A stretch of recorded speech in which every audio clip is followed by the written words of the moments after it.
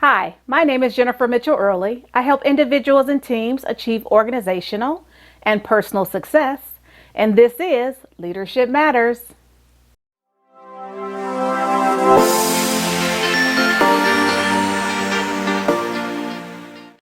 I had to be about 10 years old. My mother was cooking in the kitchen, hurriedly trying to put together dinner for our family after a long day of work and school.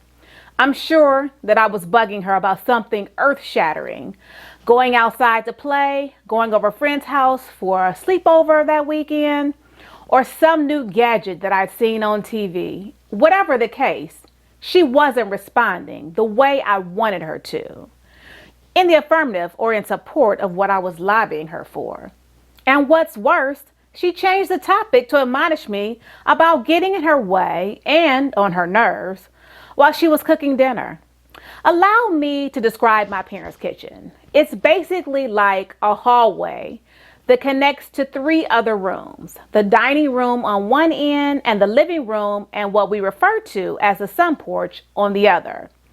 What's important to note for the purposes of this story is on the side of the kitchen that leads to the sun porch, there's a window to the room. An important feature that I'd forgotten during my discourse with my mother that evening.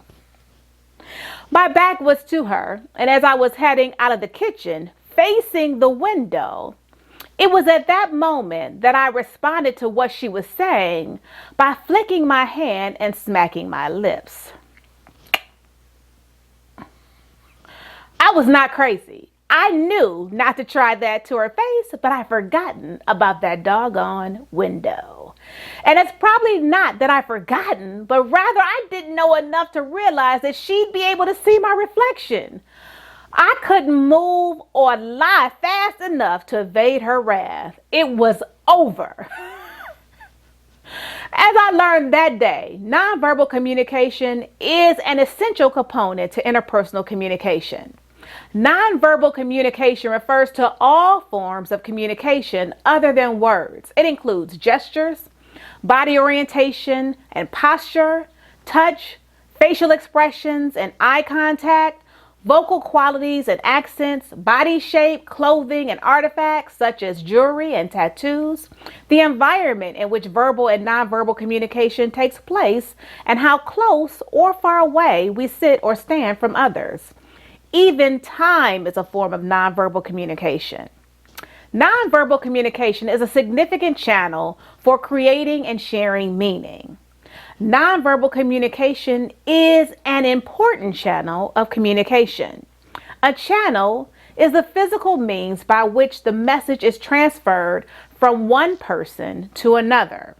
In face-to-face contexts, the channels which are used are speech and vision. However, during a telephone conversation, the channel is limited to speech alone. Communication channels can be categorized into three principal channels: 1, verbal; 2, written; and 3, nonverbal. Each of these communication channels have different strengths and weaknesses, and oftentimes we can use more than one channel at the same time. The channel or medium used to communicate a message affects how accurately the message will be received. Now remember, nonverbal communication includes all aspects of communication outside of the words that we use. Even when we aren't speaking, our tone, gestures, body language, and volume says something. Even our silence or pregnant pauses sends a message. For this reason, we are always communicating. Let me say that again. We are always communicating. Nonverbal communication is symbolic, meaning we use learned, socially shared signal systems to communicate. We smile to symbolize pleasure in seeing a friend, frown to show anger or irritation, and widen our eyes to indicate surprise. Because nonverbal communication is symbolic, it's arbitrary, ambiguous, and abstract. Therefore, we can't be sure what a wink or gesture means. These things are dependent on context. For this reason, we can't be sure that others will perceive the meanings we intend to communicate with our nonverbal actions. Nonverbal communication is rule-guided. Within particular societies, we share general understandings of what many nonverbal behaviors are and when they're appropriate in various situations and what they mean. For example, in the United States and many other countries, shaking hands what we're going through is the conventional way to begin and end business meetings. Yet, in some cultures, kisses on both cheeks signify the same. We follow rules, often unconsciously, to create different interaction climates. For example, people dress differently to attend a funeral than they do a ball game.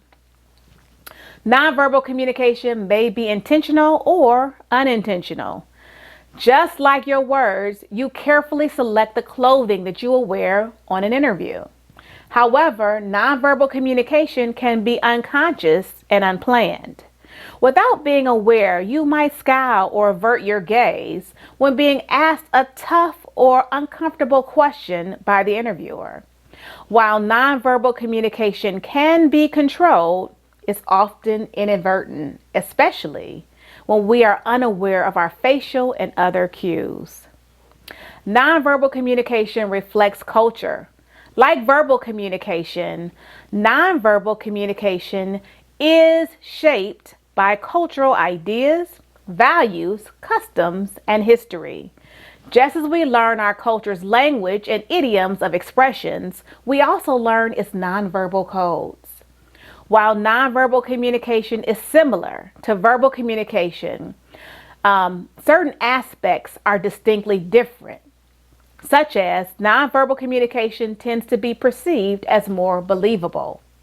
Many people believe that nonverbal communication, what you do, is more reliable than verbal communication, what you say, especially when nonverbal and verbal communication is inconsistent or contradictory.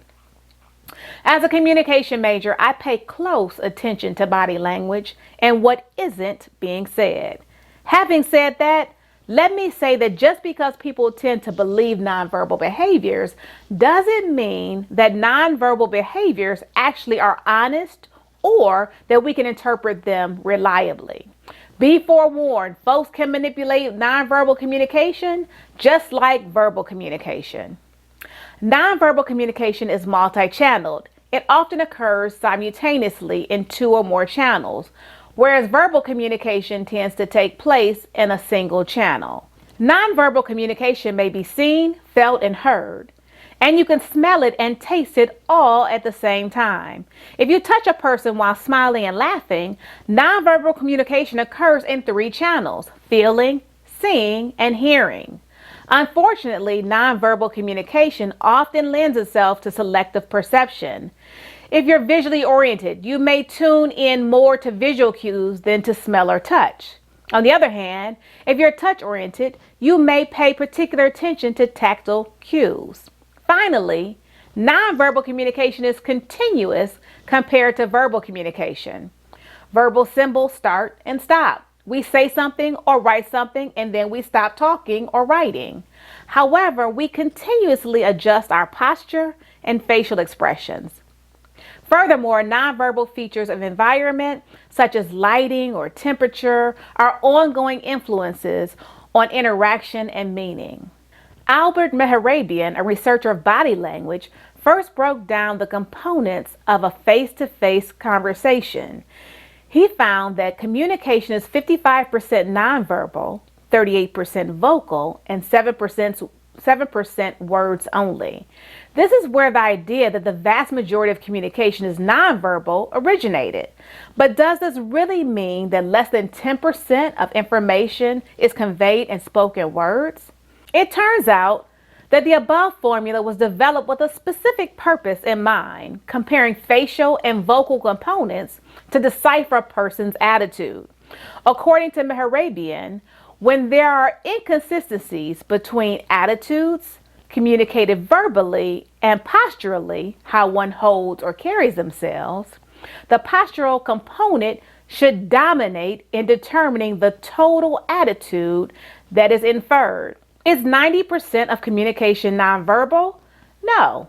Information is conveyed verbally, but in a face-to-face conversation, body language and facial expressions can have an incredible impact on how information is interpreted. There are many ways that we communicate, and with our current climate, large portions of our interactions with other people are happening remotely, especially when connected with our work, which means that some of us need to get a whole lot better at being mindful of our nonverbal communication. If you found this video valuable, please hit the like and subscribe button as well as the notification bell so that you'll be notified every time I upload new content. See you in my next video. And remember, we're always communicating. Get your face in check.